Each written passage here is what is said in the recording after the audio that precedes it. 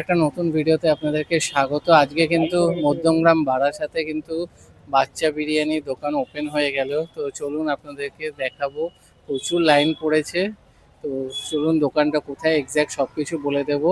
তো একদম মধ্যমগ্রামবাসীদের জন্য কিন্তু আরামসে আপনারা চলে আসতে পারবেন। তো ভিডিওটা শুরু করা যাক। দেখতে পাচ্ছেন নতুন দোকান, ভেতরেও কিন্তু লোকজন প্রচুর ভর্তি। আর এইদিকে দেখুন লাইন, এখানে পুরো মোটামুটি 50 জন মতন লোক অলরেডি লাইনে দাঁড়িয়ে আছে বিরিয়ানির জন্য। কত লাইন পুরো দোকানের সামনে। অলরেডি হাঁড়ি শেষ হয়ে গেছে, এখন আবার নতুন হাঁড়ি এসছে। তো এই দেখুন প্রচুর লোকেদের লাইন।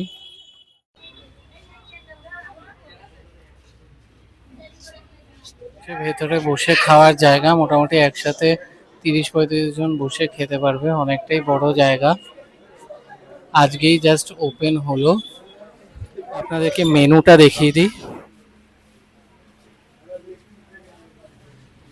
মেনুটা দেখিয়ে দিলাম। এটা কিন্তু ওপেন হয়েছে বারাসাত রথতলায়, মানে বারাসাতের দিকে থেকে আসলে আপনাদের প্রথমে ডাকবাংলো মোড় পেরিয়ে স্টার মলের একটু আগেই যে একটা বড় মাঠ রয়েছে তার পাশে গলিটা দিয়ে বা গ্রেট ইস্টার্নের পরেই যে মাঠ রয়েছে, আমি চলুন আপনাদেরকে এক্স্যাক্ট দেখিয়ে হচ্ছে স্টার মল। স্টার মল থেকে ডাকবাংলোর দিকে যেতে এখানে রয়েছে পুষ্পাঞ্জলি সেরিমোনিয়াল হল। তার অপোজিটেই এখানে দেখুন মাঠ রয়েছে। মাঠের পাশে এই যে চপের দোকানে গাড়ি, এই দেখুন ডান দিকেই মাঠ আছে। তো মাঠের থেকে ঠিক একটু এগোলেই এই যে এখানে দেখুন যে লোকেদের যে ভিড়, লাইট জ্বলছে, এখানেই ঠিক দোকানটা। তো আপনার কিন্তু বারাসাতে খুব একটা ভেতরেও কিন্তু যেতে হচ্ছে না, একদম মানে চৌমাথা থেকে ডাকবাংলো মোড়ের দিকে যেতেই মাঝামাঝি জায়গায় যে কুঞ্জ বিহার যে এখানে গেটটা রয়েছে